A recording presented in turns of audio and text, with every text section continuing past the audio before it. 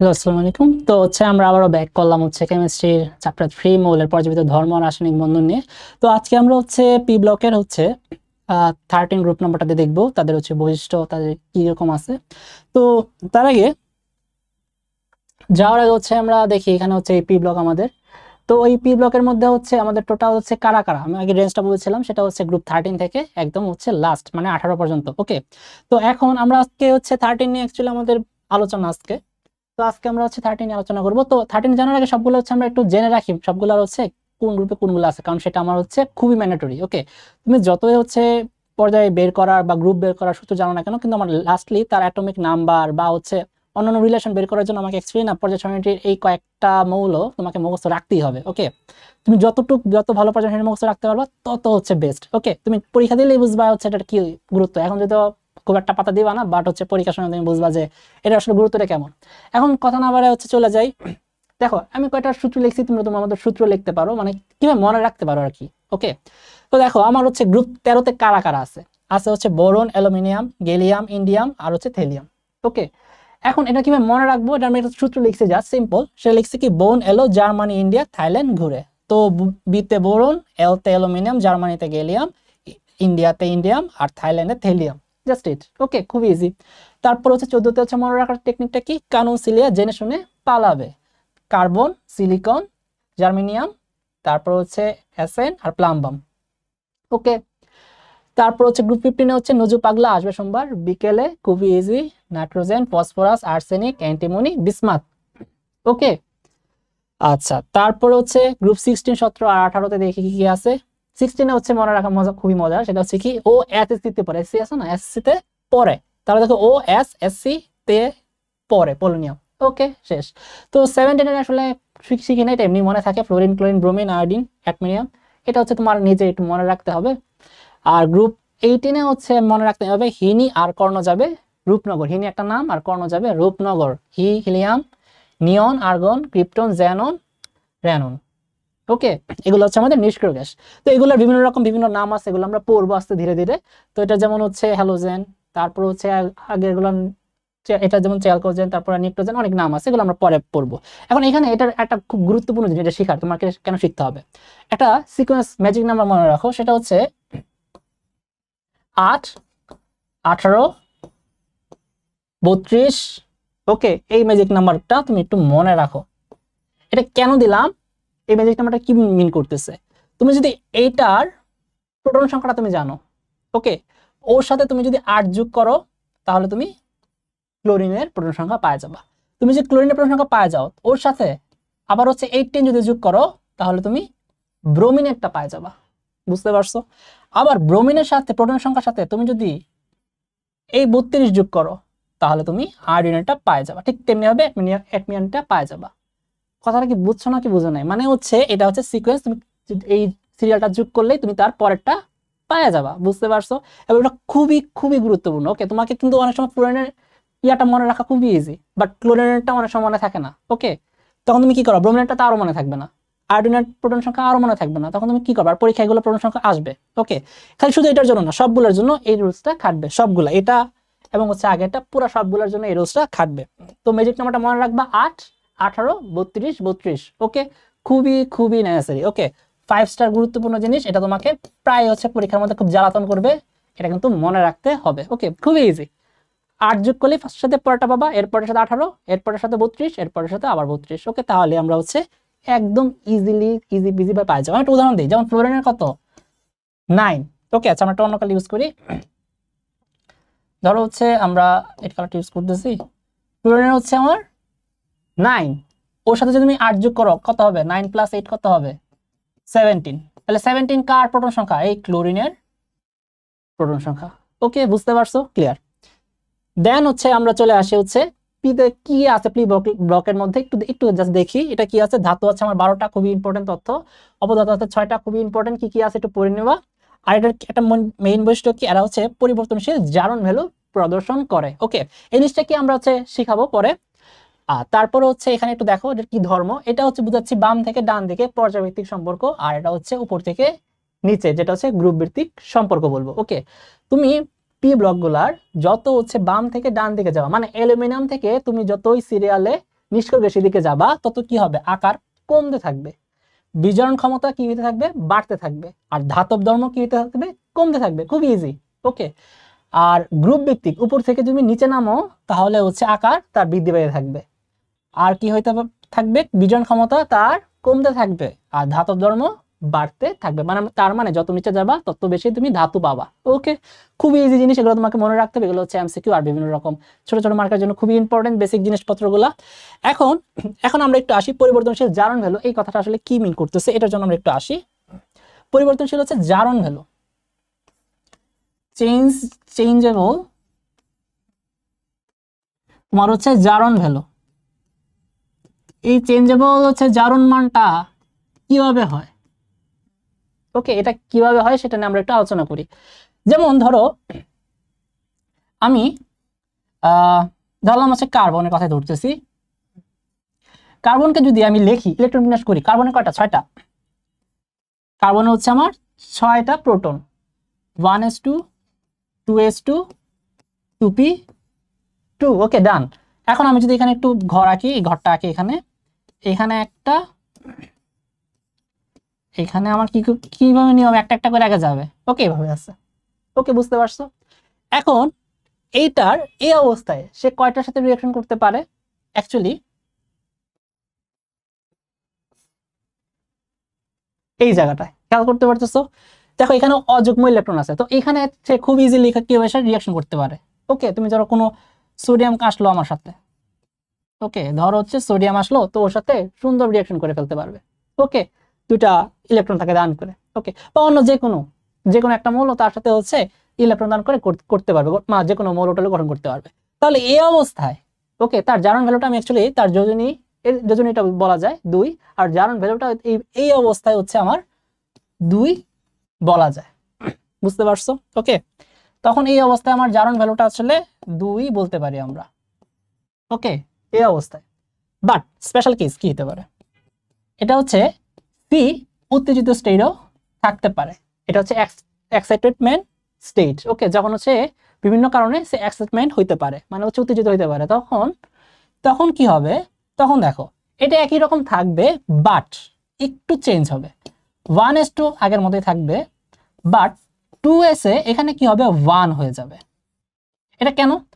যদি আমার পি এবং এস অরবিটাল ব্লকের জন্য এটা খাটবে। ওকে, যদি এটা সেম হয়, ওকে, দুইটা এন এর ভ্যালু যদি সেম হয়, তাহলে কি করতে পারে, নিচের যে কম শক্তি স্তর, উপশক্তি স্তর যেটা, এখান থেকে ইলেকট্রন উপ শক্তি স্তরে পাস করতে পারে বা ধাপান্তরিত হইতে পারে।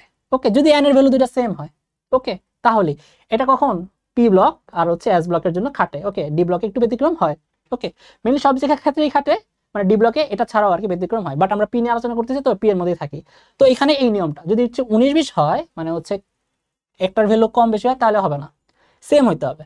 তাহলে এই ইলেকট্রনটা আমার এইখানে হয়তো চলে আসবে, যদি চলে আসে তাহলে দেখতে কেমন হবে, এখানে এরকম আর 2p3 হয়ে যাবে,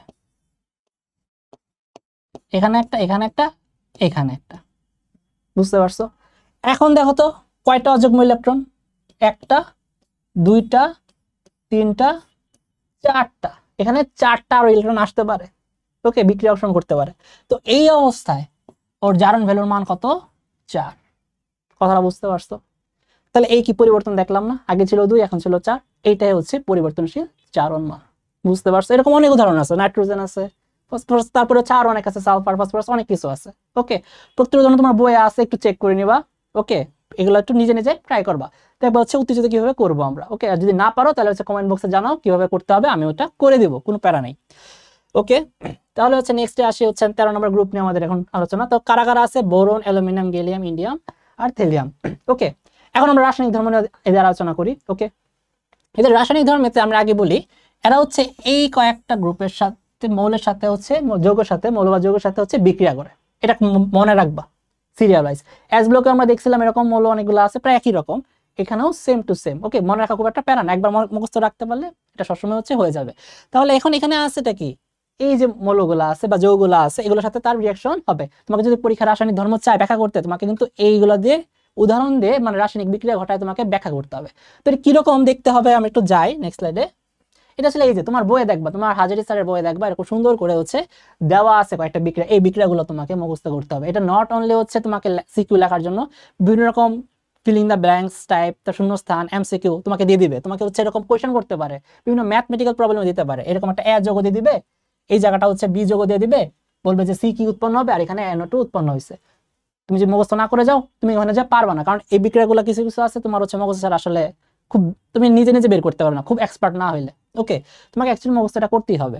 আরো হচ্ছে সমতা আছে এখান থেকে, সমতাটা খুব ইজি, বাট স্টিল এখান থেকে একটু দেখে মিলে যেতে হবে, কারণ পরীক্ষার হলে তোমার মাথা কাজ করবে অনেক কম, বুঝতে পারছো? সত্যি কথা এটাই, তুমি যতই পড়ো না কেন পরীক্ষায় দেখবা যে পরীক্ষা হলে কি যে হবে, তুমি হচ্ছে ইজি জিনিসগুলো দেখবা যে হচ্ছে একদম ভুলে গেছো। ওকে, আর কথা না বলে হচ্ছে আমরা চলে আসা একটু মিনিংটা দেখি না আসলে কি কি মিন করছে। যেমন হচ্ছে এখানে লিখছে কি এম প্লাস ক্লোরিন, এই এটা এখানে এম বলতে আসলে কি ম্যাগনেসিয়াম না, ওকে ম্যাগনেসিয়াম আমার ভাইবো না। এই এম হচ্ছে কি মানে রিপ্রেজেন্টেটিভ, ওকে কাদের 13 নম্বর গ্রুপের যে কোনো কেউ বসতে পারে এম এর জায়গায়, মানে এম এর জায়গায় বোরন, অ্যালুমিনিয়াম, গেলিয়াম বা এদের যে কোনো যে কেউ হচ্ছে কি আমাদের এখানে বসবে, তার সাথে যে ক্লোরিন যোগ হয় ওইটা সবসময় MCl3 টাইপ গঠন করবে। এর মানে হচ্ছে এটা থেকে আমরা পাই যদি বোরন আসে, বোরনের সাথে যদি হচ্ছে আমার ক্লোরিন বসে, তাহলে এটার আনসারটা হবে কি লিখছে MCl3, তাহলে এম এর জায়গায় কাকে বসাবো বোরনকে, আর হচ্ছে Cl3, তার মানে এটা আমার আনসার আসবে। ওকে, এই জিনিসটাই। এখন দেখি আমাদের আরেকটা দেখি অন্য একটা, সেটা হচ্ছে আমার বোরনের সাথে হচ্ছে এখন কি আছে অক্সিজেন আছে। ওকে, তো অক্সিজেনের সাথে যদি হচ্ছে গিয়ে আমাদের বোরনের রিঅ্যাকশন ঘটে তাহলে হচ্ছে কি হবে সেটা যদি দেখি, তোমাদের লেখায় আছে এটা হচ্ছে একটা অম্লীয় অ্যাসিড টাইপ বোরো অক্সাইড গঠিত হবে। আবার হচ্ছে অ্যালুমিনিয়ামের সাথেও আছে, তো হচ্ছে এটাও কি আমাদের উভধর্মী। ওকে, এই জিনিসটা খুবই মনে রাখবা, কোনগুলো অম্লীয় কোনগুলো হচ্ছে উভধর্মী, এগুলা খুবই খুবই ইম্পর্টেন্ট। পরীক্ষায় হচ্ছে গিয়ে এই উভধর্মী পাইলে আর হচ্ছে অম্লীয় আসলেই ধরো যে একদম খাই দিবে, আর এগুলো হচ্ছে প্যাচ লাগবে বেশিরভাগ কোয়েশ্চেনে তোমাকে প্রুভ করতে হবে হয়তো বা একটা উভধর্মী যেটা ব্যাখ্যা দাও বা হচ্ছে এটা অম্লীয় ব্যাখ্যা দাও। তো এগুলো নিয়ে আমরা আলোচনা করবো, এটা কিভাবে তুমি ডিফাইন করবা। অ্যাকচুয়ালি উভধর্মীর ডিফাইন খুবই ইজি, আমাকে একটা এসিড অথবা ক্ষারের সাথে বিক্রিয়া দিতে হবে, যদি হচ্ছে দুইটার সাথে রিঅ্যাকশন করে তাহলে আমি বলে ফেলবো হচ্ছে উভধর্মী, আর অম্লীয় ব্যাখ্যা দিবা হচ্ছে একটা ক্ষারের সাথে নরমাল রিঅ্যাকশন দিবা। তো এটা নিয়ে আমরা আসতেছি, প্যারা নাই। আচ্ছা, তারপর হচ্ছে কি কার সাথে বিক্রিয়া করছে, নাইট্রোজেনের সাথে যদি বিক্রিয়া করে তাহলে হচ্ছে নরমাল Mn, মানে হচ্ছে আমি যদি হচ্ছে বোরন আর হচ্ছে নাইট্রোজেনের বিক্রিয়া দেই তাহলে হচ্ছে আমার হয়তো কি আসবে Bn।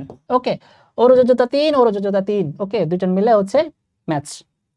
তারপর হচ্ছে ইম্পর্টেন্ট হচ্ছে আমাদের কি আছে, একটা পানির সাথে বিক্রিয়া অ্যালুমিনিয়াম নাইট্রাইডের সাথে। ওকে, এটার নাম কি অ্যালুমিনিয়াম নাইট্রাইড। ওকে, এটা একটা সলিড, তো এটার সাথে আমার হচ্ছে পানি যোগ করলেই অ্যালুমিনিয়াম হাইড্রোক্সাইড আর হচ্ছে অ্যামোনিয়া গঠন করবে। এখন আমি জিনিস বলে রাখি, তোমার যখনই পানি যতগুলো পানির বিক্রিয়া আছে এগুলোকে আমাকে কি বলে হাইড্রোলাইসিস। ওকে, হাইড্রোলাইসিস, লাইসিস মানে কি বিভাজন।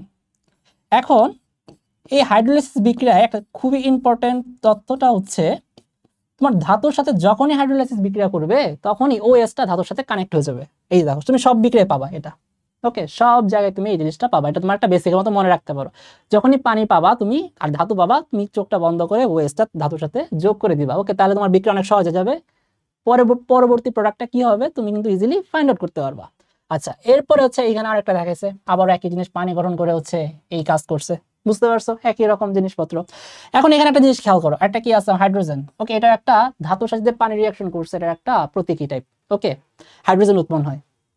আচ্ছা, এখন এখানে একটা দেখো স্পেশাল রেড লাইনে আছে হয়তো বা তোমাকে কি বলছে, কক্ষতাপে অ্যালুমিনিয়াম পানির সংস্পর্শে ক্ষয় প্রতিরোধী অ্যালুমিনিয়াম অক্সাইডের স্তর সৃষ্টি করে। ওকে, তার মানে কি আমি যদি কোনো পদার্থ ওকে ধরো হচ্ছে ক্ষয় হয় পানিতে, তাহলে আমি ওটার উপর যদি অ্যালুমিনিয়ামের আবরণ দিতে পারি তাহলে ওই পদার্থটা আর কিন্তু ক্ষয় হবে না, বুঝতে পারছো?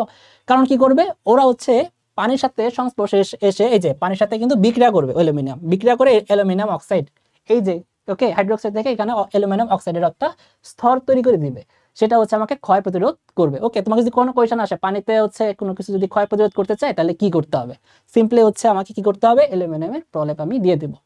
আচ্ছা, তারপরে হচ্ছে আমাদের এটা কি দেওয়া আছে, অ্যাসিডের সাথে রিঅ্যাকশন করবে নরমালি আগের মতো, বিক্রিয়া খুবই ইজি। এর মধ্যে হচ্ছে এই দুইটা বিক্রিয়া একটু মনে রাখবা, এটা হয়তো অনেক সময় ভুল হতে পারে। ওকে, একটা কি আমার জারক হিসাবে নাইট্রিক অ্যাসিড বিক্রিয়া, একটা হচ্ছে বোরনের সাথে আর হচ্ছে অ্যালুমিনিয়ামের সাথে আর হচ্ছে তীব্র জারক। তো এখন এটাতে কি উৎপন্ন হয়েছে, এটার নাম হচ্ছে বোরিক অ্যাসিড। তো হচ্ছে বিক্রিয়াটা গঠনটা সহ মনে রাখবা, কারণ এটা হচ্ছে ফার্স্ট পার্ট তোমাদের কাছে একটু ডিফিকাল্ট লাগবে। আর হচ্ছে এখান থেকে তৈরি হয়েছে অ্যালুমিনিয়াম নাইট্রেট, নাইট্রোজেন ডাইঅক্সাইড আর হচ্ছে পানি, অনেক কিছু তৈরি হয়েছে। ওকে, এটা একটু মনে রাখার ট্রাই করো, কারণ এটা খুবই দুইটা বিক্রিয়া খুবই ইম্পর্টেন্ট। ওকে, এখন আমরা হচ্ছে আসি একটু অম্লধর্মী অক্সাইড গঠনে। তারা হচ্ছে কিভাবে যে অম্লধর্মী অক্সাইড গঠিত হয় এখানে, এটা হচ্ছে বোরনদের একটি খুব ইম্পর্টেন্ট তোমার বইয়ে বিক্রিয়াটা দেওয়া আছে। তো হচ্ছে এই বিক্রিয়াটা আমরা একটু লিখবো। তো ফার্স্টে হচ্ছে বোরনের আমরা বোরিক অক্সাইডটা দেখছি। তো বোরিক অক্সাইডের হচ্ছে আমরা B2O3, এটা হচ্ছে আমাদের বোরিক অক্সাইড। তো এটার সাথে আমি ফার্স্টে হচ্ছে দুইটা জিনিস করছি আমার বই দেখবা, একবার হচ্ছে কম পানি দিছে, এরপর হচ্ছে বেশি পানি দিছে। ওকে, কম পানি দেওয়া মানে কম মোল যুক্ত পানি নিব, মানে হচ্ছে আমি 1 মোল পানি নিলাম। ওকে, তো এটা থেকে তোমার বইয়ে দেখবা তৈরি করছে হচ্ছে SbO2। ওকে, এখন এখানে কিন্তু সমতাটা খুবই ইম্পর্টেন্ট এই বিক্রিয়ার জন্য, নাহলে কিন্তু পুরো মিনিংলেস হয়ে যাবে। ওকে, তুমি এই বিক্রিয়া যখন লিখবা তখন সমতা করে দিবা, কারণ এখানে কম পানি বেশি পানির একটা বিষয় আছে। ওকে, তাহলে এখান থেকে আমরা এটা লিখে দেব, এটা আমাদের কি কম পানিতে, এটা আমি কম লিখলাম। ওকে, এটা আমাদের কম পানি। ওকে, এখন আমি যদি এটার মধ্যে আরো এক্সট্রা পানি ঢালি তাহলে কি হবে? আমরা ধরলাম হচ্ছে এটার মধ্যে আরো পানি ঢাললাম,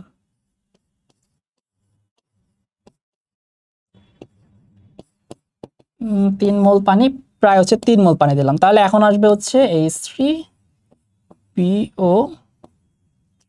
ওকে, এইটাই হচ্ছে আমাদের অর্থবরিক অ্যাসিড তৈরি হবে। ওকে, এটা তোমাদের বই লেখা আছে, সুন্দর করে নাম টাম সংকেতগুলা মনে রাখার ট্রাই করবা। ওকে, এবং হচ্ছে এই দুইটা জিনিস খুবই খুবই গুরুত্বপূর্ণ। ওকে, এখন হচ্ছে তোমাকে কিন্তু অনেক সময় এটাও দিয়ে দিতে পারে, এটা তো আমি পাইলাম, কম পানি যোগ করছে, এ হচ্ছে আমার বেশি পানি যোগ করছে, এটা পাইছি। তো তোমাকে যদি এখন এটা দিয়ে দেয় তা তুমি কি করবা?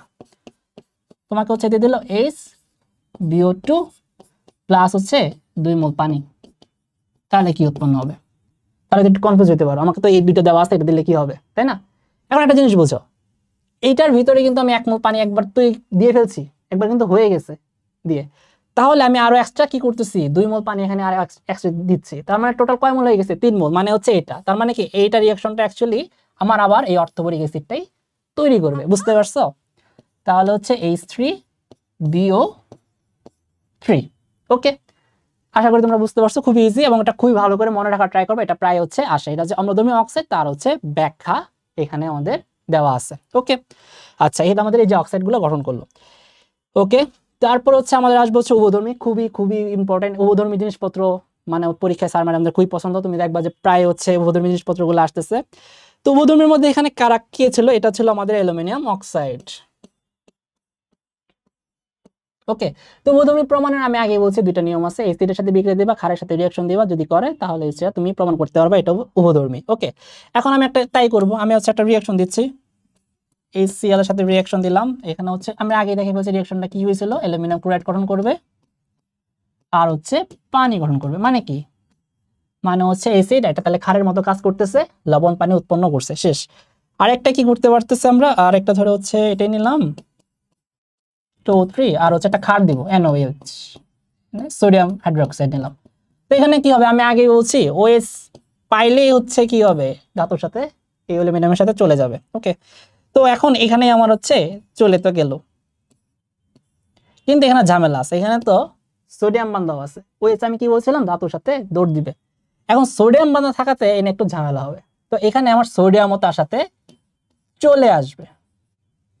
ওকে, কিন্তু এটা তো কোনো যৌগ মিনিংফুল হবে না। ওকে, আমাকে জারণ মান মিলিয়ে এটা একটা মিনিংফুল যৌগ গঠন করতে হবে। ওকে, তাহলে আমি একটা মিনিংফুল যৌগ যে গঠন করার ট্রাই করি, অ্যাকচুয়ালি ওর হচ্ছে 3, ওকে 3 প্লাস জারণ, সোডিয়ামের হচ্ছে 1 প্লাস, তাহলে কত হলো 4।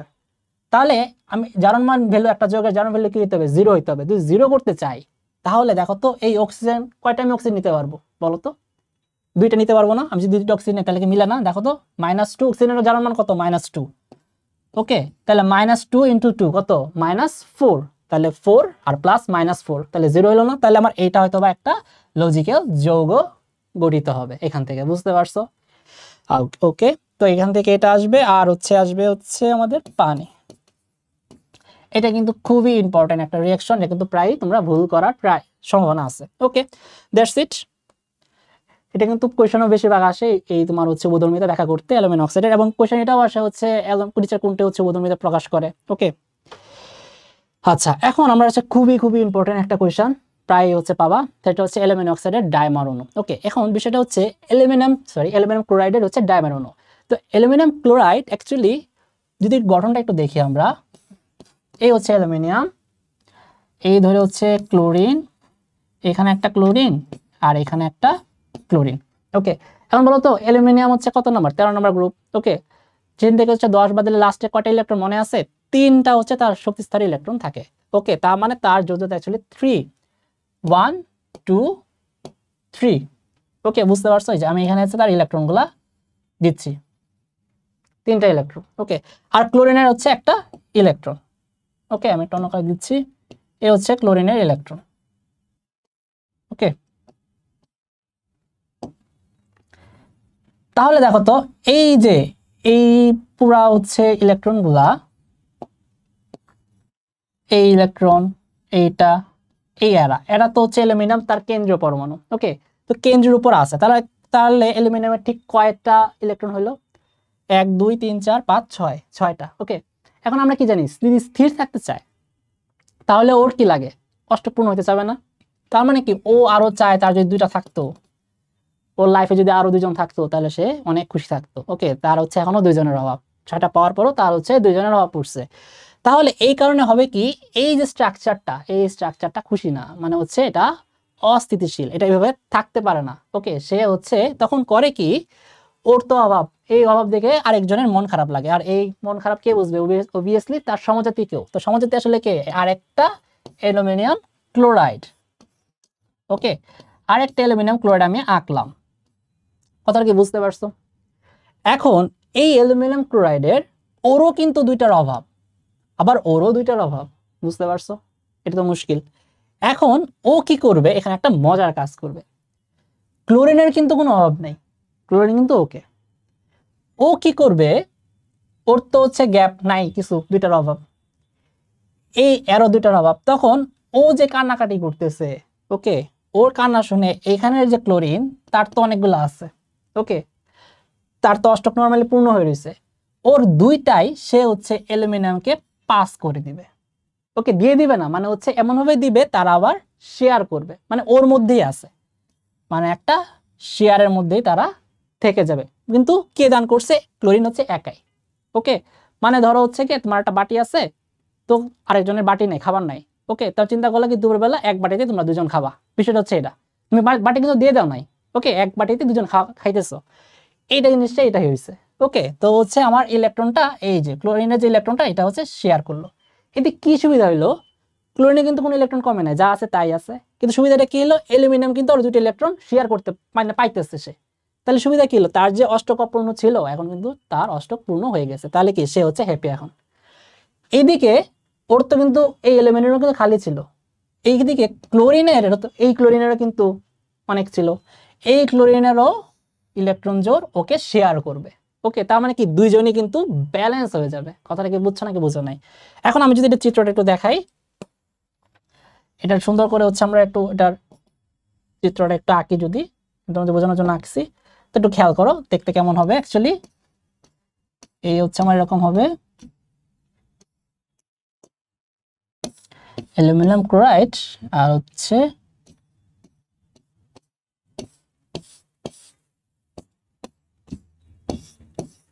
ওকে, ও হচ্ছে ওকে দান করবে, ও হচ্ছে ওকে দান করবে। বুঝতে পারছো? তো শেয়ারে কে থাকবে? 2টা ইলেকট্রন, যেটা 2জনই ভাগাভাগি করবে। তাহলে কি 2জনের এখন অষ্টক পূরণ হবে। এখন দেখো তো 2জনের হচ্ছে অষ্টক পূরণ, 1টা 2টা 3টা 4টা 5টা 6টা 7টা 8টা। এখানে দেখো 1টা 2টা 3টা 4টা 5টা 6টা 7টা 8টা। ওকে, ডান। বুঝতে পারছো? দ্যাটস ওয়াই এই অ্যালুমিনিয়াম ক্লোরাইড অণুটা ঠিক এই স্টাইলে থাকে। তো এখানে কয়টা পরমাণু যোগ হইলো? কয়টা অ্যালুমিনিয়াম ক্লোরাইডের হচ্ছে কয়টা অণু যোগ হইলো? এখন যদি দেখো, একটা অ্যালুমিনিয়াম ক্লোরাইড, এই আর একটা অ্যালুমিনিয়াম ক্লোরাইড। ওকে, 2টা অণু যোগ হয়েছে অ্যালুমিনিয়াম ক্লোরাইডের। তো যদি 2টা হয় ওটাকে আমরা কি বলি? ডাইমার বলি। ওকে, যদি একটা হয় এটাকে মনোমার, আর যদি 2 এর অধিক হয় ওইগুলাকে আমরা পলিমার হিসেবে চিনি। বুঝতে পারছো? এখন এই যৌগটা কি বেশি হচ্ছে আমাদের স্থিতিশীল, এটা মনে রাখবা, কারণ দেখলে আমরা সুন্দর করে অষ্টক পূর্ণটা হয়ে গেছে। ওকে, এখন তোমার বই এটাই আর কি লেখা, এই জিনিসটা তোমাকে একটা কোয়েশ্চনটা দেওয়া আছে, এই কারণে ঘনত্ব, চার্জ ঘনত্ব এগুলো নিয়ে লেখা, এগুলো কিছু অ্যাঙ্গেল আছে, এগুলো মুখস্থ করবা। আর একটা জিনিস আছে, সেটা হচ্ছে গিয়ে এইটা হচ্ছে তোমার কিন্তু, তুমি যদি হচ্ছে তাপ দাও বা হচ্ছে গিয়ে কঠিন জিনিস, এটা তাপ দিলে কি হওয়ার কথা? তোমাকে নর্মাল তরল হওয়ার কথা, কিন্তু এটা কিন্তু তরল হয় না, এটা ডাইরেক্ট হচ্ছে কি আমাদের বাষ্পে রূপান্তরিত হয়ে যায়। ওকে, বুঝতে পারছো? এটা একটা কারণ হচ্ছে, এটা অনেকগুলো কারণ আছে আমাদের, তোমরা ফিউচারে পড়বা, এখানে তরলীকরণের যে সূত্র ওইখান থেকে তুমি আইডিয়া পাবা, বা একটা সিম্পল আইডিয়া দিয়ে রাখি।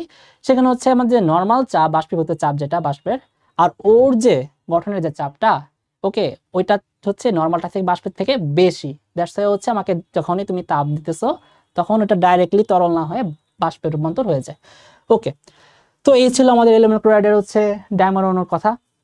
এটাই হচ্ছে তো পরীক্ষা খাতায় একটু সুন্দর করে লিখলে হবে, আর বই কিছু লাইন আছে ওটা জাস্ট কয়েকটা অ্যাড করলেই সেটা পারফেক্টলি হয়ে যাবে। ওকে, এখন হচ্ছে আরো কয়েকটা রিঅ্যাকশন আছে তোমার একটু বইয়ে। ওকে, HNO3 এর সাথে রিঅ্যাকশন, একটু বড় বড় রিঅ্যাকশন আছে, তো এটা একটু আগেও তো ছিল, বাট এখানে একটু আলাদা করে লিখছি, কারণ এটা হচ্ছে খুবই ইম্পর্টেন্ট। কারণ হুট করে যখন তোমাকে এটা আসে, এটা হচ্ছে পারা যায় না হঠাৎ করে। ওকে, এটা একটু মুখস্থের মতো মনে রাখতে হবে, এটা বিভিন্ন জায়গায় লাগবে। ওকে, নট অনলি হচ্ছে পি ব্লক এগুলাতে লাগবে বা 13 গ্রুপে, এটা বিভিন্ন জায়গায় এই জিনিসগুলো আমাদের আসবে। তো ফার্স্টে আমাদের কি আছে দেখবা, HNO3 হচ্ছে গাঢ়, এটা খুবই ইম্পর্টেন্ট, গাঢ় হইতে হবে, এটা কিন্তু গাঢ়, নট হালকা। ওকে, গাঢ়দের সাথে বিক্রিয়া, হালকার সাথে বিক্রিয়া অন্য চেঞ্জ হয়ে যায়। ওকে, তো এটাকে কি করছে, এটাকে তোমার জারমান হচ্ছে অক্সিজেন বের করছে এখান থেকে, কিভাবে, তাপের সাহায্যে পানি, আর এখান থেকে নাইট্রোজেন ডাইঅক্সাইড, আর হচ্ছে জার্মান, এটা কি, এটা হচ্ছে জার্মান অক্সিজেন, যেটা হচ্ছে প্রচন্ড জারণ ধর্ম আমাদের আছে। এখন এই জিনিসটা একটু বুঝো, এইটার নাইট্রোজেন ডাইঅক্সাইড, এটার কালারটা কি, এটা কিন্তু প্রায় আসে, এটা হচ্ছে বাদামি। ওকে, এটা খুবই খুবই ইম্পর্টেন্ট। আর নাইট্রোজেনের কতগুলো অক্সাইড আছে সেটাও খুব ইম্পর্টেন্ট, তোমরা পরে নিজে পরে বের করবা। ওকে, এটাও তোমার বইয়ের মধ্যেই লেখা আছে, পাইলে খুঁজে পাবা। ওকে, এখন আমরা হচ্ছে দেখি ওদের যদি জারিত করে তাহলে কি হয়, বোরনকে হচ্ছে যদি জারিত করে, ওকে, অক্সিজেন হচ্ছে ওকে কি করবে, জারিত করে ফেলবে। ওকে, এদের হচ্ছে কি জারণ ক্ষমতা হেভি, তাহলে হচ্ছে বোরন আর হচ্ছে জার্মান অক্সিজেন কি করবে, এই হচ্ছে বোরিক অক্সাইড গ্রহণ করে ফেলবে, এটা আমরা আগে দেখছি। তো এটার সাথে পানি দিলে আমাকে হচ্ছে এই চেহারাটা আমাদের আগেও পরিচিত। তো ওকে, বুঝতে পারছো, আমরা আগে দেখছি যে এটা কম পানি বেশি পানি, মনে আছে, এটা হচ্ছে এখানে দেখলাম। আবার কি হচ্ছে যে অ্যালুমিনের সাথে একটা রিঅ্যাকশন দেখি, তো এটা হচ্ছে বোরনের সাথে একটা অ্যালুমিনের সাথে দেখি, এই যে আমার জার্মান অক্সিজেন, এখানে কি হবে, নরমাল অ্যালুমিনিয়াম অক্সাইড হয়ে যাবে। আর হচ্ছে তার সাথে যদি আবার একটা অ্যাসিড যোগ করি, নাইট্রিক অ্যাসিড, তাহলে হচ্ছে অ্যালুমিনিয়াম নাইট্রেট, আর হচ্ছে পানি উৎপন্ন হবে। ওকে, এটা কিন্তু আমাদের একটু মনে রাখতে হবে, অ্যালুমিনিয়াম আর হচ্ছে বোরনের এইগুলা বিক্রিয়া তোমার বিভিন্ন রকম ভাবে টাইপের কোয়েশ্চেন আসে, কখনো শূন্যস্থান পূরণ দিতে পারে, বা হচ্ছে এমসিকিউতে এ বি দিয়ে তোমাকে হয়তো মৌলটা ব্যাখ্যা দিতে হতে পারে, উভধর্মিতা ব্যাখ্যা করে, এরকম অনেক কিছু আসতে পারে। যেমন ধরো এরকম আসতে পারে যে তোমার অ্যালুমিনিয়াম এখানে এক্স দিয়ে দিল, এখানে জার্মান অক্সিজেন দিয়ে দিল, এখানে আবার একটা ওয়াই দিয়ে দিল। ওকে, তারপর বললো Y plus HNO3 is equal to পরে পুরো দিয়ে দিছে। ওকে, তার মানে কি, আমার নিচের লাইনটা দেখে বুঝতে হবে এই লাইনটা কি। ওকে, তোমার যদি এই দুইটা বিক্রিয়া একদম মুখস্থ থাকে তখনই তুমি পারবা ওয়াই কি আর এক্সটা কি। ওকে, তখন তোমাকে ওয়াই কে বলতে পারে ওয়াই যে উভধর্মিতা প্রমাণ করো, বা ওয়াই এর ধর্মটা কি কেমন। ওকে, তখন তোমাকে ওই যে উভধর্মী যে ব্যাখ্যা দিয়েছিলাম না, এরকম আসতে পারে, বা তোমাকে এরকম দিতে পারে ওর সাথে যদি ক্লোরিন যোগ করি তাহলে কি হবে, এটা কি ডাইমার অনুকরণ করে নাকি স্থিতিশীল থাকে। তো এরকম বিভিন্ন রকমের জিনিসপত্র আমাদের হইতে পারে। ওকে, তাহলে হচ্ছে আমাদের এই ছিল হচ্ছে 13 গ্রুপের এই পর্যন্তই। তো আশা করি তোমরা হচ্ছে বুঝতে পারছো ভালো করে। তো যদি কোনো কোয়েশ্চেন থাকে তাহলে হচ্ছে কমেন্ট বক্সে জানাও। আর নেক্সট ভিডিওতে হচ্ছে আমরা 14 যে গ্রুপটা আছে সেটা নিয়ে হচ্ছে আমরা আলোচনা করবো। ওকে।